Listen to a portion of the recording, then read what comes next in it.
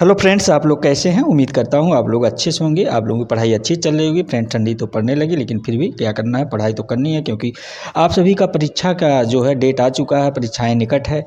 अगर पढ़ेंगे नहीं तो फिर जो है एक पॉजिटिव रिजल्ट भी मिल पाना मुश्किल है। तो फ्रेंड्स, आप सब मुझे पहचान गए होंगे। मैं पुजारी आर्य आप सभी का अपने यूट्यूब चैनल में स्वागत करता हूँ और मैं आप सभी के लिए सोशियोलॉजी सब्जेक्ट यानी कि समाजशास्त्र विषय लेकर आता हूँ। आप सभी जो सोशियोलॉजी से UGC net, JRF, assistant professor, PGT, GIC, GDC, KVS, NBS, assistant professor, UP PGT, MP, Delhi, Rajasthan, Bihar, Jharkhand, Uttarakhand, Haryana, Chhattisgarh, UP, Bihar, किसी भी ऐसे स्टेट से हों, कहीं से भी हों, इंडिया के किसी कोने से हों, यदि आप समाजशास्त्र विषय से तैयारी कर रहे हैं यानी कि सोशियोलॉजी सब्जेक्ट से, तो ये क्लास आप सभी के लिए काफ़ी महत्वपूर्ण है।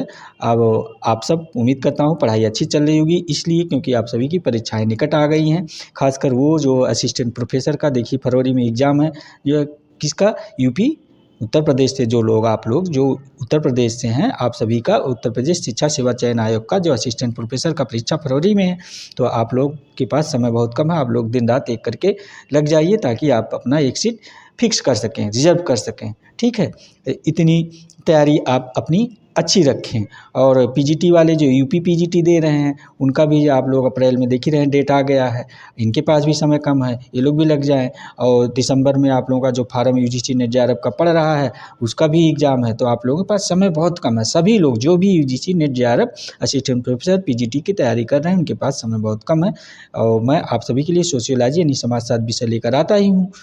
ठीक है, तो इसलिए ताकि आप सभी का तैयारी कहीं अधूरी ना रह जाए। और मैं ये प्रैक्टिस सेट बराबर लेकर आ रहा हूँ। आप लोग प्रैक्टिस सेट कर रहे होंगे, देख रहे होंगे, और पिछली एग्ज़ाम कोई अगर दिए होंगे तो यहाँ से आपको कितना सहयोग मिलता है इस प्रैक्टिस सेट से, हमारे क्लास से आप लोगों ने पहले ही बता रखा है। तो आइए क्लास की शुरुआत करते हैं।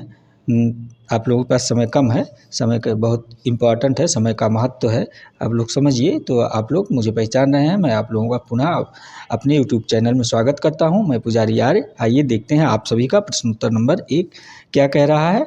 और क्लास शुरू करने से पहले आप लोग क्लास को शेयर कर दीजिए, लाइक कर दीजिए, क्योंकि आप लोग जब शेयर करते हैं तो इस निःशुल्क क्लास का बेनिफिट आप जैसे और मित्रों को प्राप्त हो जाता है। ठीक है, और लाइक कर देते हैं। लाइक करने से आप लोगों के एक लाइक से हमें ताकत और बल मिलता है। आप लोग इसी तरह प्यार और सहयोग बनाए रखिए। देखते हैं, आइए आपका प्रश्न उत्तर नंबर 1 क्या कह रहा है। ठीक है फ्रेंड्स, आइए ये प्रश्न नंबर 1 आपका कह रहा है। देखिए कि निम्नलिखित में से किसने ये कहा है कि यह संरचनाएं अनम्य होती हैं तो संघर्ष अप्रकारात्मक होता है। प्रश्न नंबर 1 आप सब ध्यान दीजिएगा। ये प्रश्न उत्तर नंबर 1 क्या कह रहा है कि निम्नलिखित में से किसने यह कहा कि संरचनाएं अनन्य होती हैं तो संघर्ष अप्रकार्य होता है। का ऑप्शन ए कह रहा है Karl Marx, option B Louis A Coser, option C Emile Durkheim, option D Jeffrey Alexander. तो इसमें से कौन सा आंसर सही हो जाएगा प्रश्न नंबर 1 का। आप लोगों को, मुझे पता है कुछ लोग का आंसर फटाफट दे दिए हैं। जल्दी जल्दी दीजिए इसका आंसर, क्योंकि ये सब प्रश्न रिपीटेड प्रश्न बार बार एग्जाम में पूछे जाते हैं। ठीक है, तो इसका आंसर आपका ऑप्शन बी हो जाएगा। ये नोट करके रखिए क्या है answer, option B. Option B क्या है, ये लुई ए कोजर। ठीक है फ्रेंड्स, आप सभी में जिसके पास समय ना हो, जो महिला पुरुष हमारे भाई बहन दीदी बहनी जो भी हैं, तो इस क्लास को अगर देखने का तो क्लास लगा के रख दिया करिए, केवल आवाज़ सुनिए जो है, तो भी आपका काफ़ी बेनिफिट हो जाएगा इस क्लास से। ठीक है, जो कामकाजी महिला पुरुष हैं, क्योंकि समय होता नहीं, मान लीजिए महिला खाना बना रही हैं, तो आप क्लास लगा के रख दीजिए, सुनते रहिए, इससे ही काफ़ी तैयारी हो जाएगी आपकी। ठीक है, और जब मौका मिले क्लास देख लिया कीजिए। ठीक है, तो ये लुई ए कोजर महोदय हैं। ये जो इनकी पुस्तक है the function of social conflict, कौन सी पुस्तक है इनकी, लुई कोजर महोदय के, the function of social conflict, note करके रखिएगा। इसमें इन्होंने संघर्ष के प्रकारवादी दृष्टिकोण को अच्छे से बता रखा है, जो इन्होंने देख रखा है, और इस प्रकारवादी सिद्धांत को देते हैं और कहते हैं कि यदि संरचनाएं अनन्य होती हैं तो संघर्ष अप्रकार्य होता है। ठीक है, उम्मीद करता हूँ ये प्रश्न आपके समझ में आ गया होगा। प्रश्न नंबर 1। अगला प्रश्न आइए देखते हैं आपका क्या है। प्रश्न नंबर 2 क्या कह रहा है। ठीक है, प्रश्न उत्तर नंबर 2 ये कह रहा है कि कार्ल मार्क्स के अनुसार जब लोग दूसरे वर्गों के साथ अपने द्वंद्वात्मक संबंधों के प्रति जागरूक हो जाते हैं तब इसका परिणाम होता है। तो इसका परिणाम क्या होता है, ध्यान दीजिए। ऑप्शन ए कह रहा है स्वयं में वर्ग, ऑप्शन बी कह रहा है श्रम विभाजन, ऑप्शन सी कह रहा है स्वयं के लिए वर्ग, ऑप्शन डी कह रहा है नेतृत्व का विकास। तो इसका आंसर आप लोग प्रश्न नंबर 2 का आंसर फटाफट दीजिएगा, क्योंकि ये सब प्रश्न रिपीटेड प्रश्न एग्जाम में बार बार पूछे जा सकते हैं। ये यूजीसी नेट जेआरएफ में आपका पूछा जा चुका है। यूजीसी नेट जेआरएफ के 2017 में ये प्रश्न आ चुका है, ठीक है, और असिस्टेंट प्रोफेसर में भी पूछा जा चुका है। तो इसका आंसर बहुत कॉमन सा है, आप लोग पढ़ रखे हैं, हो जाएगा आपका ऑप्शन सी। ऑप्शन सी क्या कह रहा है, ये ध्यान दीजिए, ये ऑप्शन सी इसका आंसर हो जाएगा। ये क्या कह रहा है, स्वयं के लिए वर्ग, ठीक है, इसका आंसर हो जाएगा। क्योंकि प्रश्न आप ध्यान दीजिए, ये कार्ल मार्क्स के जो है ये प्रश्न क्या कह रहा है, आप प्रश्न ध्यान देंगे तो खुद ही जान जाएंगे। प्रश्न नंबर 2 ये कार्ल मार्क्स के अनुसार जब लोग दूसरे वर्गों के साथ अपने द्वंद्वात्मक संबंधों के प्रति जो है जागरूक हो जाते हैं तब इसका परिणाम होता है, क्या होता है, स्वयं के लिए वर्ग, ठीक है। उम्मीद करता हूँ ये प्रश्न आप लोग समझ गए होंगे, क्योंकि इनका जो ये पूंजीवादी समाज में जो है वंचित वर्गों की हितों की बात के लिए कार्ल मार्क्स बात करते हैं। आप जान ही रहे हैं, ये अधिकारोंवाद के प्रति सचेत होते हैं हमेशा, मतलब तत्परता के साथ जो है ये मजदूर वर्ग, यानी कि जिसको कुछ लोग आप लोग जो है कम्युनिस्ट कहते हैं ना, ठीक है। तो मार्क्स अपने आप के लिए क्लास इन इटसेल्फ की बात कहते हैं, वही स्वयं के लिए, और क्लास इन इटसेल्फ, ठीक है। तो पूंजीवादी समाज में सर्वहारा, मतलब ये सर्वहारा वर्गों की बात करते ही हैं कार्ल मार्क्स, जान ही रहे हैं। समाज में सर्वहारा वर्गों के बीच चेतना का स्तर समाज में कैसा होगा, उनकी जो वास्तविकता पर जो कार्य किया जाता है, उनकी दशाएं, जीवन शैली, सांस्कृतिक समस्याएं क्या होगी, उस पर ये बहुत ध्यान से कार्ल मार्क्स जो है सर्वहारा वर्ग की बात करते हैं, ठीक है।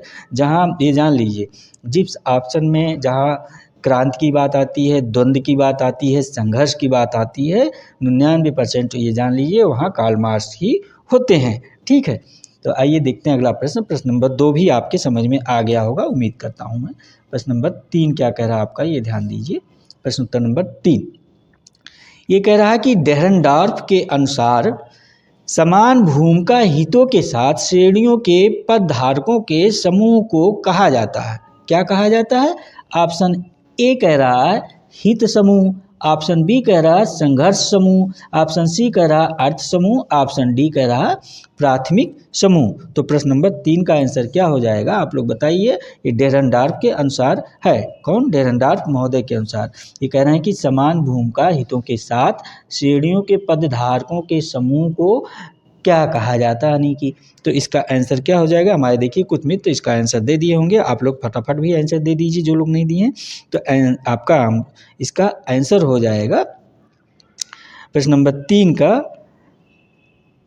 सी, ठीक है। क्या हो जाएगा इसका, सी आंसर हो जाएगा, अर्ध समूह, ठीक है, ये सी हो जाएगा इसका आंसर, ठीक। डेहरनडॉर्फ के अनुसार समान भूमिका हितों के साथ श्रेणियों के पदधारकों के समूह को क्या कहा जाता है, तो अर्ध समूह कहा जाता है, ठीक है। आप लोग नोट करके रखिएगा, ऑप्शन सी इसका सही आंसर है, अर्ध समूह। ये देखिए प्रिंट मिस्टेक है, आप लोग ध्यान दीजिएगा, ये अर्ध है ना कि अर्थ है, ठीक है, गलत है, ये अर्ध, आप लोग नोट करके रखिएगा, ये अर्ध समूह है, ठीक है, आप लोग इसको नोट कर लीजिएगा। तो इसका आंसर आपका ऑप्शन सी हो जाएगा आप लोगों, क्योंकि अर्ध समूह समाज में कुछ ऐसे समूह होते हैं जिनमें समूह के कुछ लक्षण पाए जाते हैं तथा कुछ अभाव होता है, मतलब कुछ लक्षण पाए जाते हैं उसमें कुछ अभाव होता है, फिर भी इन्हें समूह मान लिया जाता है। अभाव होता है फिर भी समूह मानते, तो इनमें पूर्ण संगठन भी नहीं पाया जाता है अर्ध समूह में, जिसके सदस्य दूसरे के प्रति ज़्यादा जागरूक भी नहीं होते हैं। डेहरनडॉर्फ महोदय ये इसीलिए कहते हैं कि समान भूमिकाओं हितों के साथ श्रेणियों के पदधारकों के समूह को अर्ध समूह कहते हैं, ठीक है। उम्मीद करता हूँ ये प्रश्न आपके समझ में आ गया होगा। अगला प्रश्न देखते हैं क्या है, प्रश्न उत्तर नंबर 4 आइए देखते हैं आपका क्या कह रहा है। ये 4 नंबर प्रश्न, 4 नंबर कह रहा है आपका कि निम्नलिखित में से कौन रूल्स ऑफ सोशियोलॉजिकल मेथड पुस्तक के लेखक हैं। कौन सी पुस्तक पूछा, ये प्रश्न नंबर 4 ध्यान दीजिएगा आप लोग, ये कौन सा पुस्तक है, रूल्स ऑफ सोशियोलॉजिकल मेथड पुस्तक के लेखक कौन है, तो आपका ऑप्शन ए है मैक्स वेबर महोदय कह रहा है ऑप्शन ए, ऑप्शन बी कह रहा है अगस्ट काम्ट महोदय, ऑप्शन सी कह रहा है इमाइल दुर्खिम महोदय, ऑप्शन डी कह रहा है कार्ल मार्क्स महोदय। तो देखिए फ्रेंड्स, मैं आप सभी को प्रश्न एकदम अच्छे से पढ़ के बता देता हूँ और उसका आंसर ABCD करके बताता हूँ, ताकि आपको क्लास सुन रहे हैं, अगर देख नहीं रहे तो आपको ऑप्शन वगैरह क्लियर होता रहे, चीज़ें समझ में आती रहे। ऐसा ना हो कि आप लोग देखते हैं और लोग प्रैक्टिस सेट कराते हैं तो केवल पढ़ते हैं रूल्स ऑफ सोशियोलॉजी मेथड किसकी पुस्तक है, Max Weber, Auguste Comte, Emmanuel Durkheim, Karl Marx बोल के चले जाते हैं, ऑप्शन नहीं बताते हैं। ठीक है, लेकिन मैं आपको ऑप्शन के साथ क्लियर करता हूँ, क्योंकि हो सकता है आप एक कामकाजी महिला पुरुष हूँ, आपको परीक्षा देना है तो समय का अभाव है, तो आप आवाज़ ही सुनते होंगे, तो आवाज़ सुन के ही आपको, ताकि क्लियरिटी आ जाए और आपका आंसर क्लियर हो जाए। तो प्रश्न उत्तर नंबर 4 का जो आंसर क्या हो जाएगा, इसमें देखिए हमारे ढेर सारे मित्र इसका आंसर दे चुके हैं, इमानुएल दुर्कheim, ऑप्शन सी इसका इमानुएल दुर्कheim हो जाएगा आंसर, क्योंकि रूल्स ऑफ सोशियोलॉजी मेथड, इसका आंसर तो किसी के पास गलत हो ही नहीं सकता, क्योंकि आप लोग इमानुएल दुर्कheim को इतनी बार पढ़ चुके होंगे या पढ़ चुके क्या आप लोग तैयारी कर रहे हैं, पढ़ ही चुके हैं, तो इमानुएल दुर्कheim वगैरह से प्रश्न अगर आ जाए आप लोगों का गलत होना ही चाहिए, नहीं चाहिए। अगर गलत हो जाता, क्योंकि आप लोग सभी के सिलेबस में UGC net JRF assistant professor PGT है ना, हर सिलेबस में, तो अगर इनको नहीं आप सही कर पाएंगे तो एग्ज़ाम से बाहर होना आपका सुनिश्चित है एकदम। तो इसलिए ऐसा गलती भूल के मत करिएगा, आप लोग पढ़ाई ईमानदारी से करते रहिए। ठीक है, आइए देखते हैं प्रश्न नंबर 5, ये आपका क्या कह रहा, प्रश्न उत्तर नंबर 5 आप सभी के लिए ये कह रहा, निम्नलिखित में से कौन सा एक सही नहीं सुमेलित है, पहचान कर सही विकल्प का चयन करें। ठीक है, तो प्रश्न नंबर 5 आपका कह रहा है कि निम्नलिखित में से कौन सा एक सही नहीं सुमेलित है, पहचान कर सही विकल्प का चयन करें, ये प्रश्न नंबर 5 आपका कह रहा है। तो ऑप्शन ए कह रहा है, ये देखिए वेस्टरहैंड पद्धति किसका बता रहा, मैक्स वेबर का बता रहा। ऑप्शन बी कह रहा ऐतिहासिक भौतिकवाद, ये एंथोनी गिडेंस महोदय का बता रहा। ऑप्शन सी कह रहा आपका प्रत्यक्षवाद, अगस्ट कॉम्टे महोदय का बता रहा। ऑप्शन डी कह रहा अप्रत्यक्ष प्रयोग, इमानुएल दुर्कheim महोदय का बता रहा। तो इसमें से कौन सा एक सही नहीं सुमेलित है, वेस्टरहैंड पद्धति जो है मैक्स वेबर का कह रहा, ऐतिहासिक भौतिकवाद एंथोनी गिडेंस महोदय का कह रहा, प्रत्यक्षवाद अगस्ट कॉम्टे महोदय का कह रहा, अप्रत्यक्षवाद प्रयोग इमानुएल दुर्कheim महोदय का कह रहा। तो इसका आंसर क्या हो जाएगा, कौन सा इसमें सही नहीं सुमेलित है, तो आप लोग इसका बताइएगा कौन सा सही नहीं थी। तो इसका कॉमन आंसर है, सभी लोग इसका आंसर सही करेंगे, मुझे पता है। आप लोग देखिए आंसर आ गया आप सभी का, इसका आंसर ऑप्शन बी हो जाएगा। ऑप्शन बी क्या है, ऐतिहासिक भौतिकवाद, क्योंकि ये ऐतिहासिक भौतिकवाद आपका जो है ये एंथोनी गिडेंस का थोड़ी है, ये तो ऐतिहासिक मैंने कहा ना, जहाँ भौतिकवाद जो है संघर्ष द्वंद्व इसकी बात आए तो ये कार्ल मार्क्स महोदय हो जाते हैं। तो इसका आंसर क्या हो जाएगा आपका, ध्यान दीजिएगा, कार्ल मार्क्स महोदय हैं। ठीक है, आप लोग नोट करके रखिएगा, कार्ल मार्क्स महोदय इसका आंसर आपके हो जाएंगे। आइए देखते हैं आपका अगला प्रश्न क्या कह रहा है। प्रश्न नंबर 6 आपका ये हो गया, क्या कह रहा, प्रश्न उत्तर नंबर 6 ध्यान दीजिएगा, कह रहा निम्नलिखित में से कौन सी एक अवधारणा सही नहीं है, सुमेलित कर पहचान कर सही उत्तर चुनिए। ठीक है, प्रश्न नंबर 6 कह रहा है, ये भी सुमेलित का प्रश्न है, कह रहा है कि कौन सी एक अवधारणा सही नहीं सुमेलित है। ठीक है, पहचान कर सही उत्तर चुनिए। तो आपका मैक्स वेबर ये आप जान ही रहे हैं, ये जो ये वाला पार्ट है आपका, ये आपके राइटर होगा यानी लेखक, और ये इनकी अवधारणाएँ हो गई। इतना तो आप लोग समझ ही जाते होंगे, लेकिन फिर भी मैं क्लियर कर देता हूँ। ठीक है, तो ये प्रश्न नंबर 6 का आप लोग देखिए, ध्यान दीजिए और इसका आंसर अच्छे से दीजिए क्या है। तो ये कह रहा मैक्स वेबर व्याख्यात्मक बोध की बात कर रहे हैं। ऑप्शन ए आपका कह रहा है कि मैक्स वेबर व्याख्यात्मक बोध की बात कर रहे हैं। ऑप्शन बी कह रहा विल्फ्रेड प्लेटो महोदय अभिजाति संरक्षण की बात कर रहे हैं, क्या अभिजाति संचरण की बात कर रहे हैं। अब फ्रेडरिक एंजिल महोदय क्या कह रहा है, स्वयं की बात कर रहे हैं। आपके हर्बर्ट ब्लूमर महोदय, ऑप्शन डी जो है हर्बर्ट ब्लूमर महोदय प्रतीकात्मक अंतःक्रियावाद की बात कर रहे हैं। ये ऑप्शन कह रहा, तो इसमें से क्या हो जाएगा, कौन सा कह रहा, प्रश्न यही कह रहा ना, कौन सा सही नहीं सुमेलित है। आप लोग ये ध्यान दीजिएगा, नहीं सुमेलित है, बाकी इसमें 3 सही सुमेलित है। तो ऑप्शन सी जो है आपका ये सही नहीं सुमेलित है। आप लोग इसका आंसर देखिए दे दिए हैं, ऑप्शन सी ये फ्रेडरिक एंजिल्स कह रहा है, ये स्व की जो बातें कर रहा, तो फ्रेडरिक एंजिल स्व की बातें थोड़ी करते हैं। आप सभी लोग जानते हैं हर्बर्ट जो है मीड हैं, इसके GH मीड यानी कि हर्बर्ट मीड महोदय हैं, जो कि स्व की विकास की बात करते हैं, ना कि जो है फ्रेडरिक एंजिल्स। आप लोग इनके बारे में जान ही रहे हैं, तो कार्ल मार्क्स के फ्रेंड्स हैं फ्रेडरिक एंजिल्स। ठीक है, तो उम्मीद करता हूँ ये भी प्रश्न आपके समझ में आ गया होगा, क्योंकि इसका आंसर आप लोग क्लियर कर लीजिएगा, ऑप्शन सी ये हो जाएगा। ठीक है, फिर ये आइए अगला प्रश्न देखते हैं। प्रश्न नंबर 7 आपका क्या कह रहा है? प्रश्न उत्तर नंबर 7 ध्यान दीजिए। प्रश्न नंबर 7 क्या कह रहा है? कह रहा है कि जाति आधारित जनगणना के आंकड़े जारी करने वाला देश का पहला राज्य कौन है?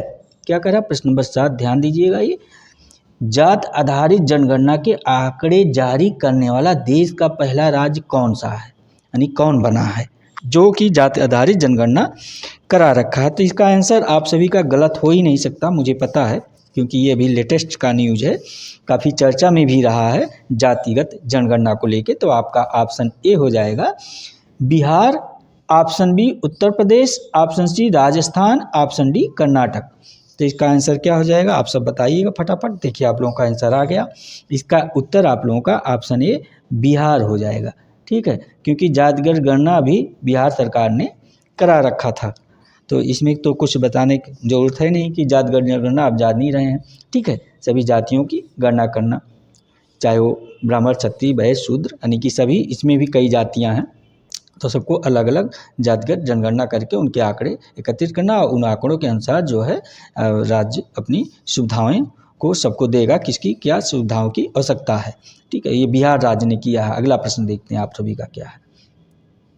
प्रश्न नंबर ये 8 क्या कह रहा है? ध्यान दीजिएगा आप लोग। प्रश्न उत्तर नंबर 8 ये कह रहा कि ये प्रश्न नंबर 8 देखिए दो बार छप गया है प्रश्न नंबर 8। ये मिस्टेक है टाइप, लेकिन खैर कोई बात नहीं। कह रहा प्रश्न नंबर 8 किसने ऐतिहासिक उपागम जो सामाजिक परिवर्तन की प्रक्रियाओं के बारे में सामान्यीकरण को भी संभव करता है?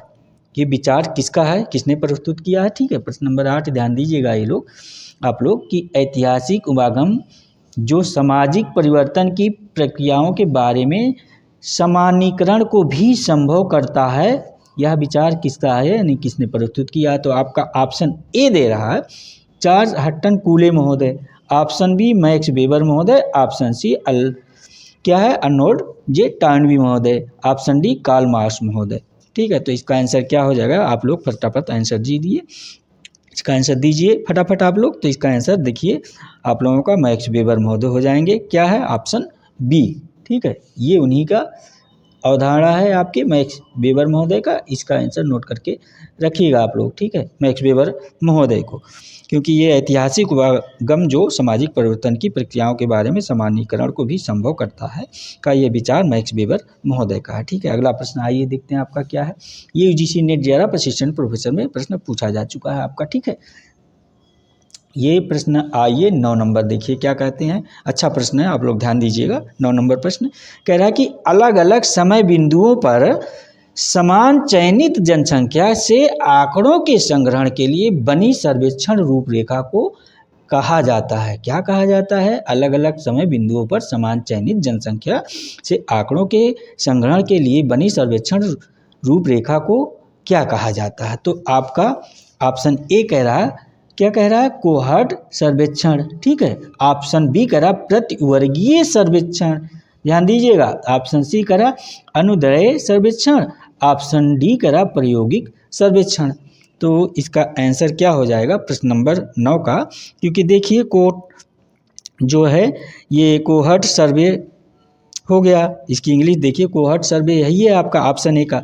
ऑप्शन जो बी है आपका प्रतिवर्गीय सर्वेक्षण, इसको जो है क्रॉस सेक्शनल सर्वे कहते हैं इंग्लिश में। अंदर सर्वेक्षण को आपका क्या कहा जाता है? लॉन्जिट्यूडिनल सर्वे कहते हैं। क्या? लॉन्जिट्यूडिनल सर्वे कहते हैं। और प्रायोगिक सर्वेक्षण को जो है पायलट सर्वे कहते हैं। ये ऑप्शन डी प्रायोगिक सर्वे को पायलट सर्वे कहते हैं। तो इसका आंसर क्या हो जाएगा? आप लोग बताइएगा इन सर्वेक्षणों को। तो इसका आंसर देखिए आप लोगों में कुछ लोग आंसर दे दिए हैं, ऑप्शन सी इसका आंसर हो जाएगा। क्या? ऑप्शन सी अंदर सर्वेक्षण। ठीक है, तो नोट करके रखिएगा, ऑप्शन सी इसका आंसर हो जाएगा।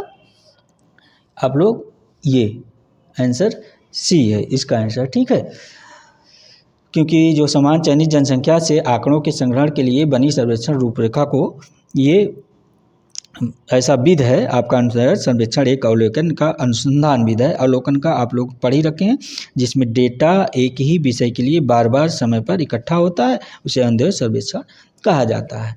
तो उम्मीद करता हूँ ये प्रश्न आप समझ गए होंगे। अगला प्रश्न देखते हैं आपका क्या है। प्रश्न नंबर 10 आप सभी के लिए क्या कह रहा है ये प्रश्न उत्तर नंबर 10। ये प्रश्न नंबर 10 आपका कह रहा है, ध्यान दीजिएगा, कि वह परिकल्पना जो सुझाती है कि अध्ययन के अंतर्गत चयनित प्रवृत्तियों के बीच कोई संबंध नहीं है को कहा जाता है। यानी क्या कहा जाता है कि वह परिकल्पना जो सुझाती है कि अध्ययन के अंतर्गत चयनित प्रवृत्तियों के बीच कोई संबंध नहीं है को क्या कहा जाता है। तो ऑप्शन ए कह रहा है संघर्ष परिकल्पना, ऑप्शन बी कह रहा है सुख परिकल्पना, ऑप्शन सी कह रहा है अमान परिकल्पना, ऑप्शन डी कह रहा है विपरीत परिकल्पना। ठीक है, तो इसका आंसर आप लोग दीजिए प्रश्न नंबर 10 का क्या हो जाएगा। तो इसका आंसर देखिए आपका ऑप्शन सी हो जाएगा, अमान्य परिकल्पना कहते हैं। ऑप्शन सी क्या है ये, अमान्य परिकल्पना। इसको नोट करके आप लोग रखिएगा, ऑप्शन सी को अमान्य परिकल्पना कहते हैं। ठीक है, क्योंकि वह कल्पना जो सुझाती है कि अध्ययन के अंतर्गत चयनित प्रवृत्तियों के बीच कोई संबंध नहीं है, अमान्य परिकल्पना कहलाती है। अगला प्रश्न देखिए क्या कहता है आपका प्रश्न नंबर 11। ये 11 नंबर कह रहा है कि निम्नलिखित में से किसने यह कहा कि मैंने असहभागी के रूप में शोध आरंभ किया, जैसे ही मैं समुदाय में स्वीकार हो गया मैंने स्वयं को गैर प्रेक्षक सहभागी बनता पाया। ये किसने कहा है, प्रश्न नंबर 11 आप लोग ध्यान दीजिएगा। ये कह रहा है कि निम्नलिखित में से यह किसने कहा कि मैंने असहभागी अवलोकन के बारे में जान रहे हैं ना, आप लोग पढ़े ही हैं सहभागी अवलोकन असहभागी अवलोकन क्या होता है। पिछले क्लास में मैंने इसके बारे में पिछले क्लासों में आप देखिएगा सहभागी अवलोकन असहभागी अवलोकन के बारे में विस्तार पूर्वक से बता रखा है। ठीक, तो ये क्या कह रहा प्रश्न कि किसने यह कहा कि मैंने असहभागी के रूप में शोध आरंभ किया, यानी शोध कार्य इन्होंने शुरू किया, असहभागी शोध कार्य। जैसे ही मैं समुदाय में स्वीकार हो गया मैंने स्वयं को गैर प्रेक्षक सहभागी बनता पाया। ठीक है, असहभागी अवलोकन जान ही रहे हैं, अलग होके इसका अवलोकन नहीं सर्वेक्षण किया जाता है, सहभागी अवलोकन उन लोगों के साथ शामिल होकर किया जाता है। ठीक है, तो ये मैं आपको शॉर्ट में बता दिया, बाकी आप लोग पिछली क्लास देखेंगे खुद है समझ में आ जाएगा। ऑप्शन ए कह रहा है ये किसने कहा है, ब्रोनिस्ला मालिनोव्स्की महोदय हैं, ऑप्शन बी इमाइल दुर्की महोदय, option C William F White महोदय, ऑप्शन डी एंडरसन महोदय हैं। तो इसका प्रश्न नंबर 11 का आंसर क्या हो जाएगा, आप लोग फटाफट दीजिए इसका आंसर। तो देखिए इसका आंसर आप लोगों का आ गया ऑप्शन सी विलियम ये व्हाइट महोदय ने ये कह रखा है सहभागी असहभागी अवलोकन के समय। ठीक है, तो इसका आंसर ये है क्योंकि विलियम ये व्हाइट महोदय जो हैं इन्होंने कहा मैंने असहभागी के रूप में शोध आरंभ किया, जैसे ही समुदाय में स्वीकार हो गया मैंने स्वयं को गैर प्रेक्षक सहभागी बनता हुआ पाया अपने आप को। ठीक है, तो आइए अगला प्रश्न देखते हैं। ये प्रश्न समझ गए होंगे आप लोग। प्रश्न नंबर 12 क्या कह रहा है आप लोग ध्यान दीजिए, प्रश्न उत्तर नंबर 12 आपका ये कह रहा कि ये कथन कारण है। देखिए ये कथन कारण का प्रश्न नंबर 12 आपका कथन कारण का प्रश्न है, ध्यान दीजिएगा। इसको कह रहा है कथन ए, प्रश्न नंबर 12 कथन ए क्या कह रहा है ध्यान दीजिएगा, तभी आप लोग इसको सही कर पाएंगे। अगर थोड़ा सा लापरवाही करेंगे तो आंसर देने में गलत कर ही देंगे। ठीक है, ये कथन ए कह रहा गुणात्मक पद्धतियों की बहुधा विश्वसनीयता के वही मानक पूरे करने में विफल रहने के लिए आलोचना की जाती है। ठीक है, क्या कह रहा है गुणात्मक पद्धतियों की बहुधा विश्वसनीयता के वही मानक पूरे करने में विफल रहने के लिए आलोचना की जाती है। तर्क आर इसका क्या कह रहा है, ये तर्क आर क्या कह रहा है ध्यान दीजिए। ये कह रहा है गुणात्मक पद्धतियों में आंकड़ों के संग्रह के लिए प्रयुक्त प्रक्रियाएं यथा तथ्य और सटीक होती हैं। तो इसका आप कह रहा है इसमें से निम्नलिखित कूटों से सही उत्तर का चयन कीजिए कथन और तर्क में जो है। तो इसका आंसर आप लोग दीजिए प्रश्न नंबर 12 का आंसर। ठीक है, क्योंकि ये देखिए आपका अगर देखा जाए तो क्या कह रहा है गुणात्मक पद्धतियों की बहुधा विश्वसनीयता के वही मानक पूरे करने में विफल रहने के लिए आलोचना की जाती है, ये तो सही है आपका। ठीक है, ये सही है, किंतु आपका ये आर क्या कह रहा तर्क गुणात्मक पद्धतियों में आंकड़ों के संग्रह के लिए प्रयुक्त प्रक्रियाएं यथा तथ्य और सटीक होती हैं, तो ऐसा तो नहीं होती, तो तर्क आर आपका तो गलत हो जा रहा है। तो इस हिसाब से इसका आंसर आपका ये सही, परंतु आर गलत कहाँ है, तो ये ऑप्शन सी आपका देखिए सही आंसर हो गया। आप लोग नोट करके रखिएगा, ऑप्शन सी इसका सही आंसर हो जाएगा। ठीक है, प्रश्न नंबर 12 का, क्योंकि गुणात्मक पद्धति क्या होता है देखिए, गुणात्मक विधि में जो है गुणात्मक विधि के द्वारा हम तथ्यों की गणना का कार्य करते हैं और उनको व्यवस्थित भी करते हैं और इनका वैज्ञानिक रूप से इस पद्धति को महत्वपूर्ण स्थान देते हैं हम लोग। ठीक है, तो इस हिसाब से आपका जो है ये सही है और ये आपका तर्क जो है, कथन जो ये सही है, बाकी आर गलत हो जाए, क्योंकि आपके जो ये थिंकर महोदय हैं, ये राइटर गुडे एवं हार्ट, ये कहते हैं जब विज्ञान की आधारभूत बातों को, नोट कर लीजिएगा, ये पूछा जाता है गुडे एवं हार्ट महोदय का, जब विज्ञान की आधारभूत बातों को समाजशास्त्र के क्षेत्र में लागू किया जाता है तो उसे हम विधि या पद्धत कहते हैं। सही बात है। और इसी का लुंडबर्ग महोदय जो हैं वो क्या कहते हैं कि विस्तृत कार्य में वैज्ञानिक पद्धत तथ्यों का व्यवस्थित अवलोकन, वर्गीकरण या निर्वाचन कहलाता है। ठीक है, तो उम्मीद करता हूँ ये प्रश्न नंबर 12 आपके समझ में आ गया होगा, कथन और कारण वाला। ठीक है, अगला प्रश्न देखते हैं क्या आपका प्रश्न नंबर 13 क्या कह रहा है, ये देखते हैं प्रश्न उत्तर नंबर 13 क्या कह रहा है। ये कह रहा है कि प्रश्न नंबर 13, किस गुणात्मक उपागम में प्राथमिक लक्ष्य व्यक्ति के आंतरिक जगत के अनुभवों तक पहुंचना होता है। प्रश्न नंबर 13 ये कह रहा, आप नोट करके रखिएगा कि किस गुणात्मक उपागम में, क्या कह रहा है, किस गुणात्मक उपागम में प्राथमिक लक्ष्य व्यक्ति के आंतरिक जगत के अनुभव तक पहुंचना होता है। तो ऑप्शन ए कह रहा एकल अध्ययन के तहत, ऑप्शन बी कह रहा निर्जात वर्णन, ऑप्शन सी कह रहा प्रघटना विज्ञान, ऑप्शन डी क्या कह रहा ग्राउंडेड सिद्धांत। तो इसका आंसर जो है ये रिसर्च टॉपिक से है आपका, देखिए यूजीसी नेट जेआरएफ में पूछा जा चुका है प्रश्न और असिस्टेंट प्रोफेसर में भी ये प्रश्न आया हुआ है। ठीक है, तो आप लोग इसका ध्यान दीजिएगा ये प्रश्न नंबर 13 को। तो इसका आंसर आप क्या हो जाएगा, आप लोग ध्यान दीजिए, इसका आंसर आपका ऑप्शन सी हो जाएगा। आप लोगों में से कुछ लोग आंसर दे भी चुके हैं कि ऑप्शन सी इसका आंसर हो जाएगा, प्रघटना विज्ञान इसका आंसर। तो क्योंकि प्रघटना विज्ञान में आप जान ही रहे हैं कि प्रभुति की जो है सर्वोत्तम शिष्ट मेधावी मानव है, प्रभु की ईश्वर की सर्वोत्तम शिष्ट किसे माना जाता है, मनुष्य को, यानी कि मानव को माना जाता है। मानव की सर्वोत्तम उपलब्धि मानव समाज को जो है ये के द्वारा ही विचित्र घटनाएं घटती हैं और की जाती है, क्योंकि यह मानव जो समाज जो है बुद्धिजीवी और तार्किक प्राणी है। मानव एक बुद्धिमान और तार्किक प्राणी है, तर्क के द्वारा ही चीज़ों को मानता है, इसकी जिज्ञासा, इसके ज्ञान और पिपासा भरपूर होते हैं इसके अंदर। ठीक है, जानने की हर चीज़ की इच्छा। तो मानव प्रकृति का जो है आप लोग जान रहे हैं कि मानव जो प्रकृति का आश्चर्यजनक भाग है, क्योंकि यह अनोखा मानव केवल प्रकृति का ही नहीं स्वयं अपने आप का, अपनी दुनिया का भी अध्ययन करता है मानव, और कर ही रहा। देखिए आज मानव अध्ययन करते करते कहाँ से पहुँच गया, जो है ज़मीन पे रहते रहते आसमान में आज उड़ रहा है, पानी के अंदर उड़ रहा है ना। साइंस और टेक्नोलॉजी कितना आगे है, तो हम लोग को भी वैज्ञानिक सोच ही रखना चाहिए। ठीक है, तो आइए देखते हैं अगला प्रश्न आपका क्या है। प्रश्न नंबर 14 क्या कह रहा है आपका, ये प्रश्न नंबर 14 ये कह रहा है कि निम्नलिखित औसतों में से कौन सा एक गुणात्मक चरों पर लागू हो सकता है। प्रश्न नंबर 14 कह रहा है आपका ये कि निम्नलिखित औसतों में से कौन सा एक गुणात्मक चरों पर लागू हो सकता है। तो आपका ऑप्शन ए माध्य कह रहा, ऑप्शन बी बहुलक कह रहा, ऑप्शन सी माध्यिका कह रहा, ऑप्शन डी ज्यामितीय माध्य कह रहा है। प्रश्न उत्तर नंबर 14। तो ये प्रश्न जो है आपका भी रिसर्च टॉपिक से है।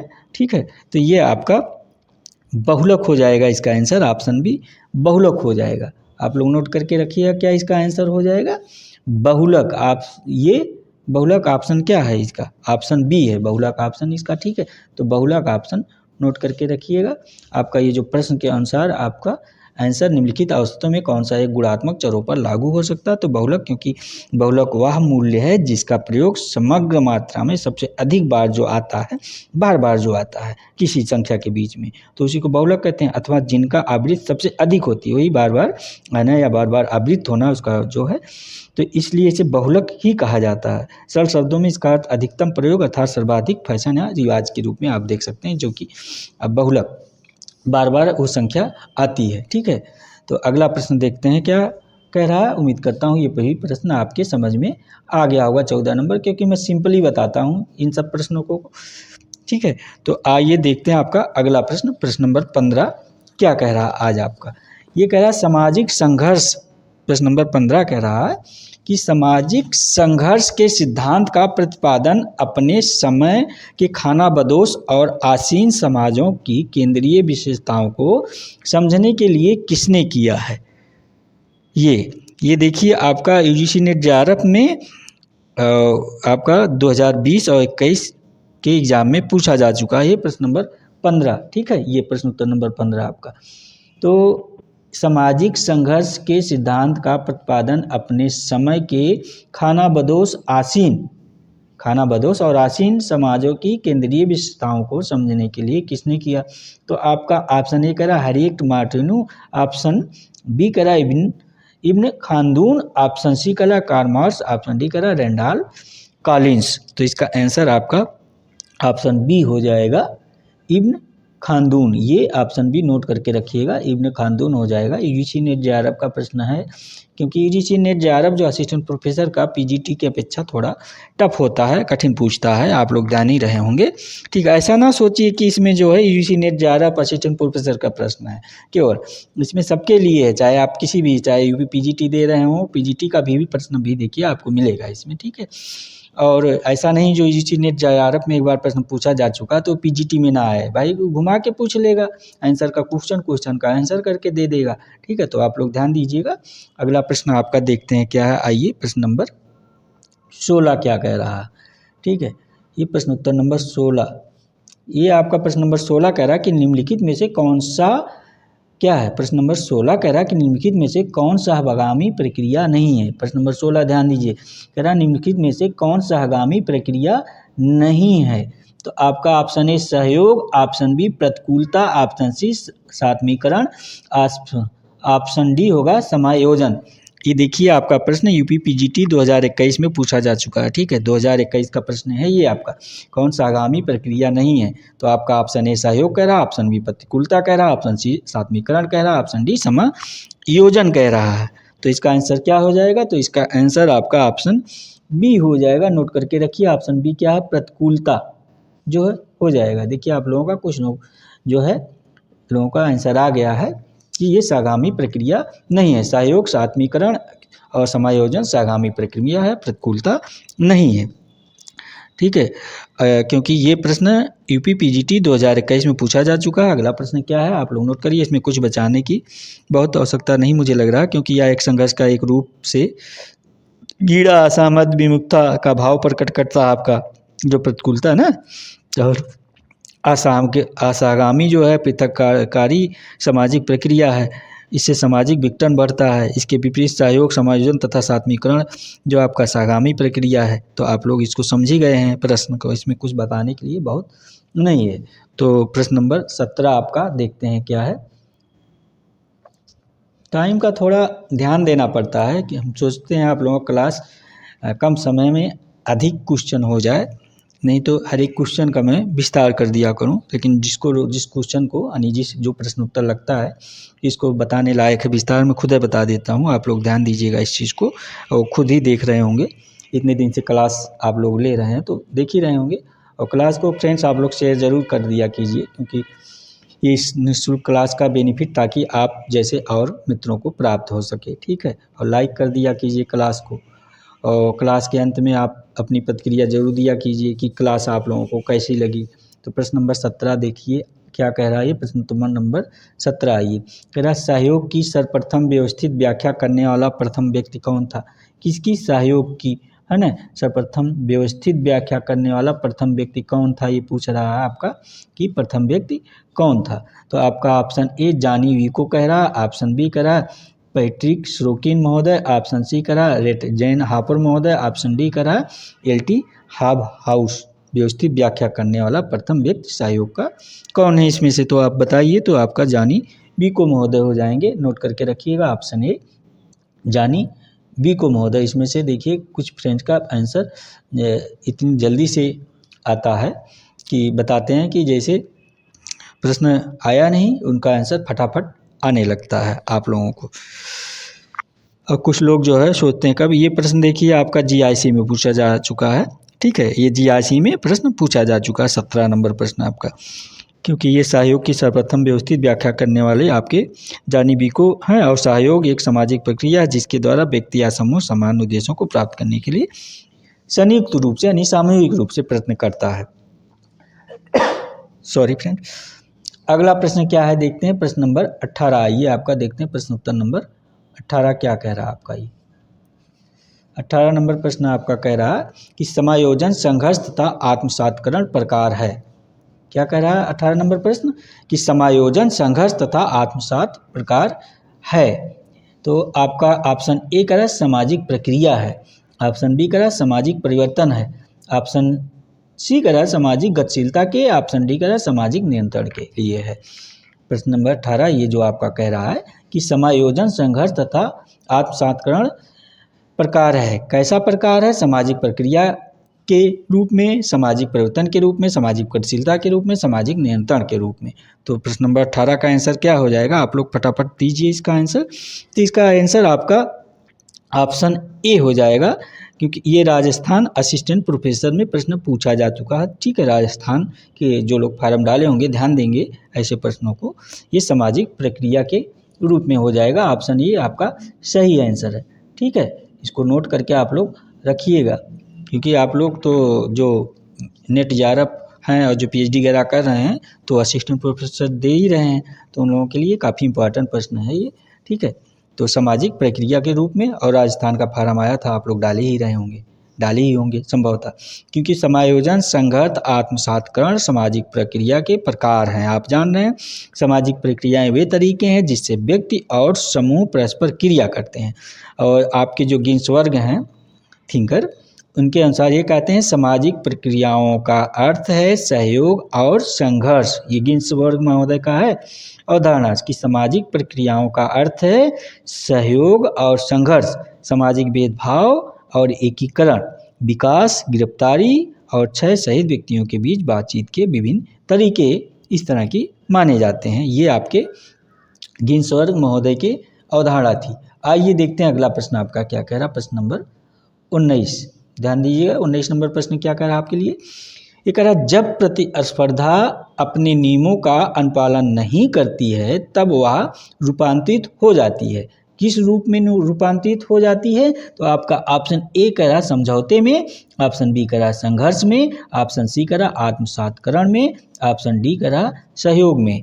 तो ये प्रश्न आप लोगों का गलत हो ही नहीं चाहिए, क्योंकि ये देखिए UPPGT में 2011 के UPPGT में पूछा जा चुका है और राजस्थान के असिस्टेंट प्रोफेसर में 2020 में पूछा जा चुका है ये प्रश्न। ठीक है, तो ये प्रश्न मैं कह रहा हूँ ना कि जितने प्रश्न है आपको ये क्लास ज़रूर देखिए, क्योंकि ये क्लास काफ़ी महत्वपूर्ण है, क्योंकि यहाँ जितने भी प्रश्न उत्तर हैं या तो एग्जाम में पूछे जा चुके हैं या तो प्रश्न ऐसे हैं जो परीक्षा में पूछे जाने की संभावना है, यानी एग्जाम में आ सकते हैं। तो ये क्लास आप लोग मिस ना कीजिए, ज़रूर देखिए। यहाँ से इस क्लास से आपको काफ़ी सहयोग प्राप्त होगा, मैं बार बार कह रहा हूँ। ठीक है, आप लोगों को ये प्रश्न क्या कह रहा है? 19 नंबर प्रश्न आप ध्यान दीजिए। 19 नंबर ये प्रश्न का आंसर गलत नहीं होना चाहिए। कह रहा है जब प्रतिस्पर्धा अपने नियमों का अनुपालन नहीं करती, वैसे अपने नियमों का अनुपालन नहीं करती है तो तब वह रूपांतरित हो जाती है किस में? भाई नियम कानून का फॉलो नहीं करेगा तो किस में रूपांतरित हो? समझौता तो हो नहीं सकता, आत्मसात्करण में हो नहीं सकता, सहयोग के रूप में हो नहीं सकता, तो इसका आंसर बचा क्या? तो संघर्ष के रूप में हो ही जाएगा। भाई जब नियम कानून कोई नहीं फॉलो करेगा, कोई नहीं मानेगा, तो झगड़ा और संघर्ष होना तो लाजमी है। तो इसीलिए कॉमन सेंस लगाएंगे तो भी इसका आंसर सही कर देंगे। तो ऑप्शन बी देखिए, आप लोगों का आंसर ऑप्शन बी है। आप लोग कुछ लोग इसका आंसर दे ही चुके हैं। ठीक है, तो अगला प्रश्न देखते हैं क्या प्रश्न नंबर 20 आप लोगों का आ गया। कुछ प्रश्न कॉमन सेंस होते हैं फ्रेंड्स, तो आप लोग अगर थोड़ा सा अपने दिमाग की बत्ती जला के रखेंगे, खोल के रखेंगे, एग्जाम में कूल माइंड से प्रश्न सॉल्व करेंगे। जो है हड़बड़ी में, घबराहट में कभी बस जो है एग्जाम हॉल में मत रहिएगा, कूल माइंड से प्रश्न सॉल्व करिए। परीक्षा में प्रश्न आ रहा तो भी वाह वाह, नहीं आ रहा तो भी वाह वाह। कूल माइंड से एग्जाम और देंगे, परीक्षा करेंगे तो आप जानिए कि आपका ना आता हुआ प्रश्न सही होने की संभावना रहती है। क्योंकि हमेशा देखिए ना, कभी कभी क्या होता है, कुछ चीज़ें आप सुने रहते हैं, देखे रहते हैं, पढ़े रहते हैं, तो जब आप प्रश्न आता है सामने तो अगर कूल माइंड से हैं तो उसका आंसर आपको दिखने लगता है, उसी पे आप टिके करेंगे, वही दिमाग में घुसेगा और सही करके चले आएंगे। और क्योंकि परीक्षा में आप जान ही रहे हैं एक एक प्रश्न बहुत मायने रखता है, एक प्रश्न से आप बाहर हो जाते हैं एग्जाम से, आपका करियर दांव पे लग जाता है। ठीक है, तो ये गलती मत आप लोग कीजिएगा, ऐसी गलती। लेकिन मुझे पता आप लोग जो है ऐसी गलती कर ही नहीं सकते, क्योंकि यहाँ तो सब हायर एजुकेशन वाले हैं, सब पोस्ट ग्रेजुएट वाले हैं, उसके नीचे कोई है नहीं, बीएड और पीजी से और क्या कहते हैं नेट जेआरएफ तो ही हैं लोग। तो इसमें आप लोगों को बहुत बताने और समझाने की आवश्यकता भी नहीं, लेकिन फिर भी मैं बीच बीच में आप लोगों का मोटिवेट करता रहता हूँ, इसलिए ताकि आप लोग हतोत्साह और निराश ना हों, ठीक है। क्योंकि उसमें कुछ हमारे फ्रेंड और मित्र बंधु ऐसे होंगे कि कई बार परीक्षाएं दिए होंगे, किसी ना किसी कारणवश उनका रह गया होगा, नहीं हुआ होगा, लेकिन जो है आप लोग हताश और उदास ना होइए। अब की तो आप लोगों का हो ही जाएगा, क्योंकि आप लोगों की तैयारी भी अच्छी है। और नए वाले तो उनके क्या कहना, वो तो एकदम से जो है दिन रात एक करके लगे हुए हैं कि मेरा पहले हो जाए, सर का ना होने पर होना भी चाहिए भाई, जो है क्योंकि इसी को स्पर्धा कहते हैं, ठीक है। लगन और मेहनत सबको करना चाहिए, क्योंकि बिना आज के समय इतनी कंपटीशन है, बिना लगन और मेहनत के अगर नहीं करेंगे तो रिजल्ट पाना बहुत मुश्किल हो जाएगा, ठीक है। आइए देखते हैं आपका प्रश्न उत्तर नंबर 20 नंबर प्रश्न क्या कह रहा है कि निम्नलिखित में से कौन सा समायोजन का स्वरूप नहीं है। क्या कह रहा है, कौन सा समायोजन का स्वरूप नहीं है, ये ध्यान दीजिएगा। प्रश्न उत्तर नंबर 20 कह रहा है, तो आपका ऑप्शन ए कह रहा है समझौता, ऑप्शन बी ये मध्यस्थता, ऑप्शन सी सहनशीलता, ऑप्शन डी झगड़ा। क्या है, समझौता, मध्यस्थता, सहनशीलता, झगड़ा। क्या कह रहा है, समायोजन का स्वरूप नहीं है। ये भी देखिए, थोड़ा सा दिमाग लगाएंगे कॉमन सेंस का तो आपका आंसर सही हो जाएगा भाई। अगर समायोजन का स्वरूप नहीं, समायोजन नहीं हो सकता है तो उसमें क्या हो सकता है, फिर झगड़ा ही होगा, है ना। समायोजन में क्या होता है, समझौता होगा, मध्यस्थता कोई करता है यानी सहनशीलता होता है, तो झगड़ा हो ही नहीं सकता। लोग समझदारी से काम निकाल लेंगे, और नहीं तो फिर क्या होगा, झगड़ा होगा। तो इसका आंसर आपका ऑप्शन डी हो जाएगा। कॉमन सेंस है ये सब प्रश्न फ्रेंड्स, आपका गलत एग्जाम में किसी भी हालत में नहीं होना चाहिए, क्योंकि झगड़ा समायोजन का स्वरूप नहीं है, जबकि समझौता है, मध्यस्थता है, सहनशीलता है, ये सब समायोजन के स्वरूप है। इस प्रकार समायोजन का अर्थ ही है सुव्यवस्था या अच्छे ढंग से परिस्थितियों को अनुकूलन बनाने की एक प्रक्रिया है, जिससे व्यक्ति की आवश्यकता पूरी हो जाए और जो है उसमें संघर्ष, झगड़ा, लड़ाई, मानसिक द्वंद्व ना हो, ठीक है। तो ये प्रश्न नंबर 20 आप समझ गए होंगे, मुझे जहाँ तक उम्मीद है। आइए देखते हैं अगला प्रश्न क्या है। प्रश्न नंबर 21 आपका क्या कह रहा है, 21 नंबर प्रश्न क्या कह रहा है, इसको ध्यान दीजिए आप लोग। 21 नंबर प्रश्न कह रहा है कि सात्वीकरण आवश्यक रूप से, सात्वीकरण आत्मीकरण एक ही चीज़ होता है, आप लोग ध्यान दीजिए, मत कंफ्यूज होइएगा कि आत्मीकरण यहाँ था, यहाँ सात्वीकरण था, ठीक है। दोनों एक ही चीज़ है, आप लोगों को ध्यान दीजिएगा ना जानते हो तो।